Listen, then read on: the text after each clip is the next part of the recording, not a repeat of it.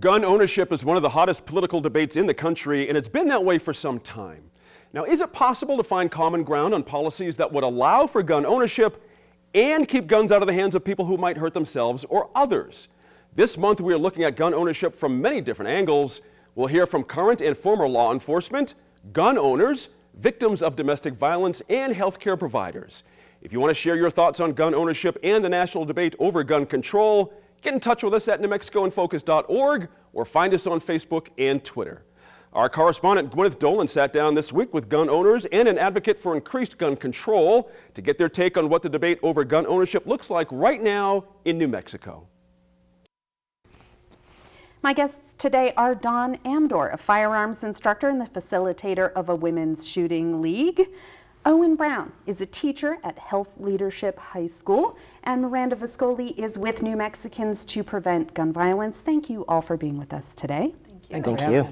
Owen, I want to start with you. You grew up in a rural part of New Mexico, and guns were a part of everyday life for you and your neighbors and your family.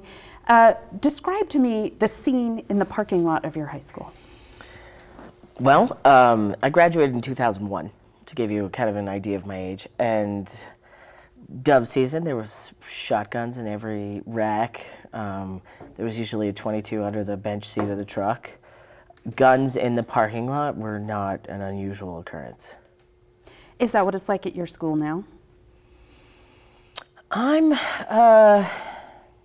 to say there's probably some, but there's definitely not any visible in the rack shotguns or anything like that.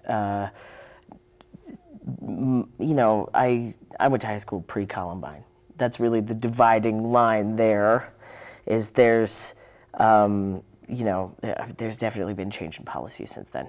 And there was a change for you when you moved from eastern New Mexico to Albuquerque.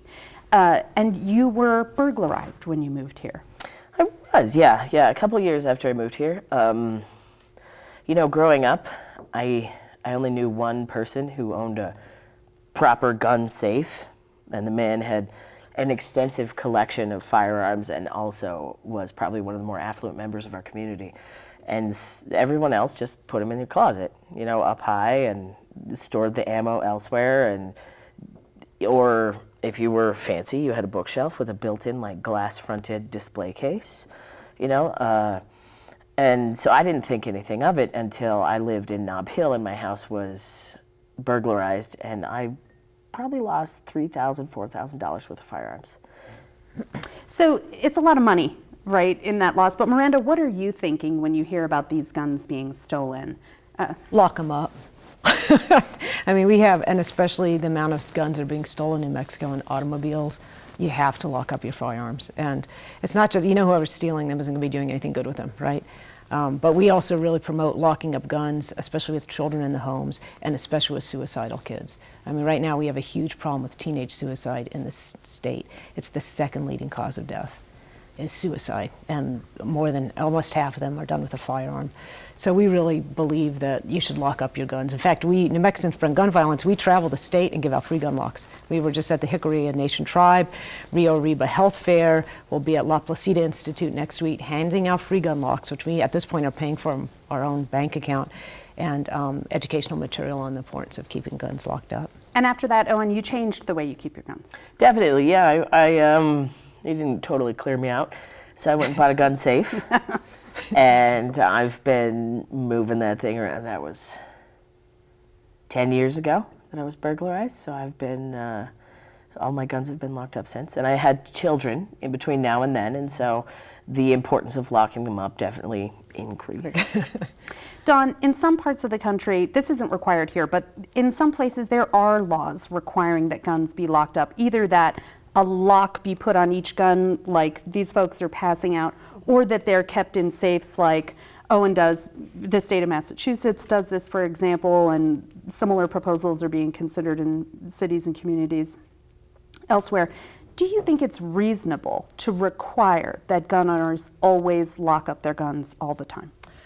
I don't feel personally that it is a reasonable request. I applaud the efforts that Miranda and her group are doing at educating people in the safe storage of firearms. But as far as my personal opinion, I store my firearms so I know exactly where they are, how they are to be accessed, and in what condition are they stored. For someone else to come in and tell me exactly how to do that, I don't think is appropriate. As an instructor and as a competitive shooter, I know more about my guns than anyone could come in and tell me probably in my house. So, I mean, I want to ask you where you keep them, but I imagine you don't want to tell me. No, not exactly. But they're not all locked up. They are all secured. We do have children, and I think that people need to be educated and understand the differences in storing their guns. If you have children or you have teenagers that come over to your house that are not yours, the different types of storage, it varies. So yes, our guns are all secured. And what does secured mean to you? Secured for us means that the only people that will access those particular firearms are my husband or myself.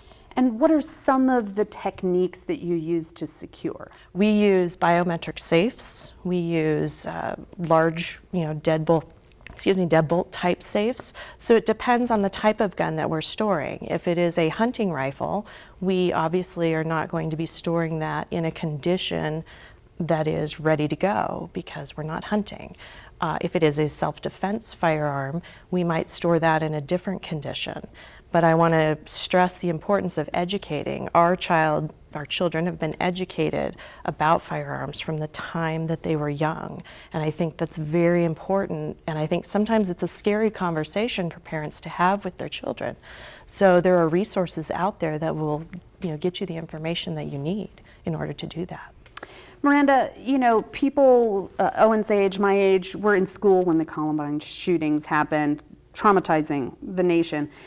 These young men, they were able to buy guns because of a loophole in the system that doesn't require the same kinds of background checks for gun shows that are required at gun stores. Is that right? Right. So basically, what was a legislation we've been working on for some time is to closing the gun show loophole.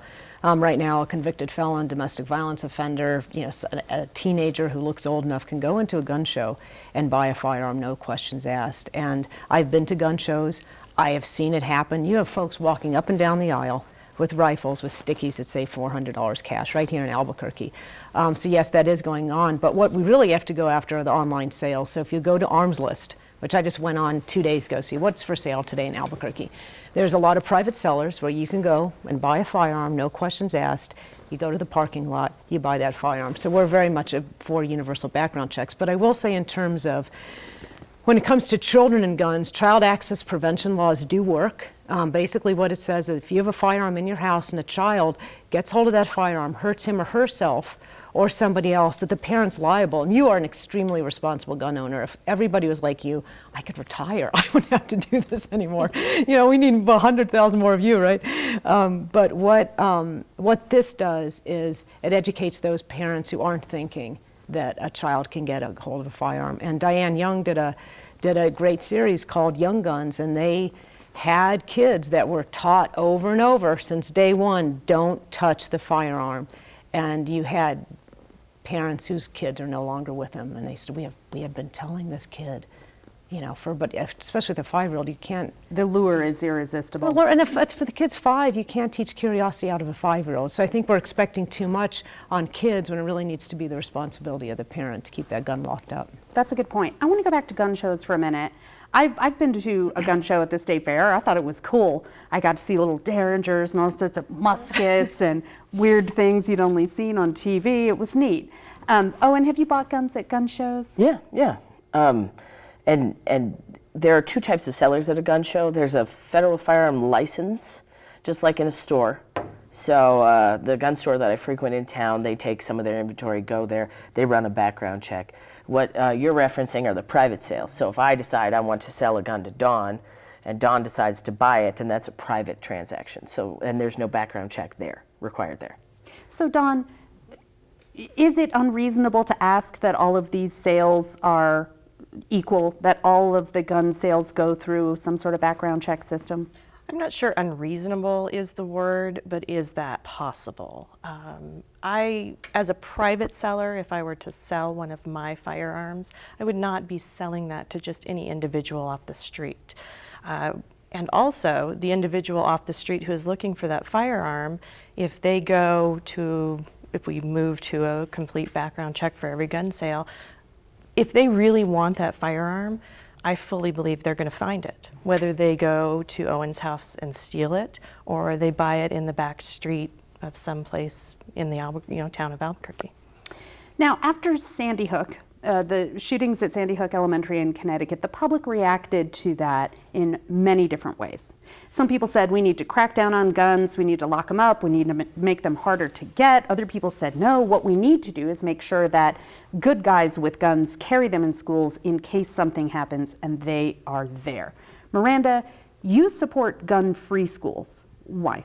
Briefly. I do not think it's the responsibility of a teacher to have to figure out what to do if an armed person comes into their school, and it's their responsibility with a firearm to protect those children. That's not that's not what a kindergarten teacher wants to do, and doesn't make our schools safer.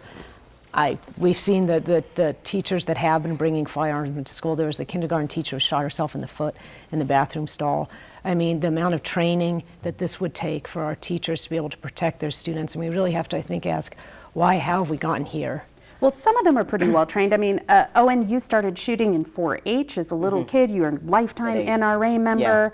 Yeah. How would you feel? Would you like to carry a gun in your school in order to protect it from an emergency? I never liked the idea of having to carry a gun to protect myself. Like, that seems arduous. But I personally, it would not bother me if I carried a gun. I do shoot often, concealed carry permit, lots of training.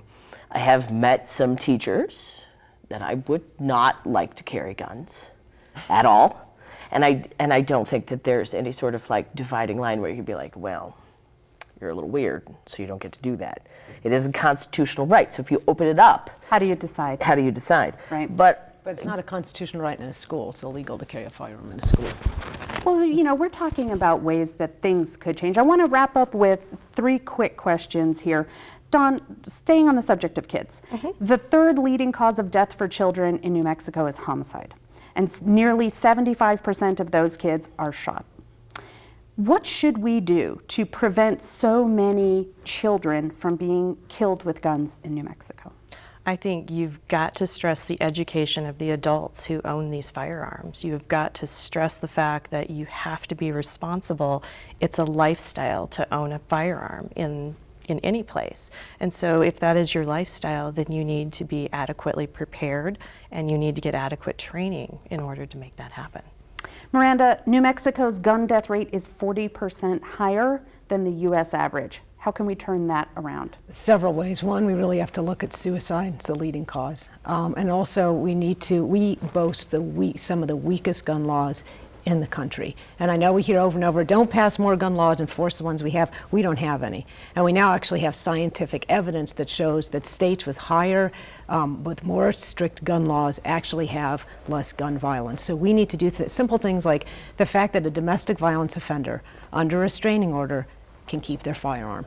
Number one, get rid of that. The 2/3 of our domestic violence homicide deaths are with a firearm. That's one thing we can quickly do. We need universal background checks. We need to close a gun show loophole. We're behind child access prevention, but it's through legislation, I think. Oh, and I want to come back to you with teenagers, and you're a high school teacher. And Miranda mentioned the 2nd leading cause of death for New Mexico kids is suicide. What do you think we can do to prevent teen suicides, in particular, that happen with guns? Well, I would say that's a 2-pronged approach. You have the parents.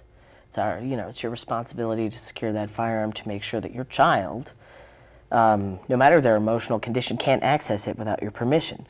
And then on top of that, I taught at West Mesa High School, and for 5 years, and they had a phenomenal intervention program in place, and it was unique to that high school in the district. If you had any sort of situation where you thought a child was hurting themselves or going to, you stopped everything, You took them to a specific social worker. They did an assessment. The parents had to come get them and take them for a professional evaluation, which led to oftentimes services that were in a prolonged type setting.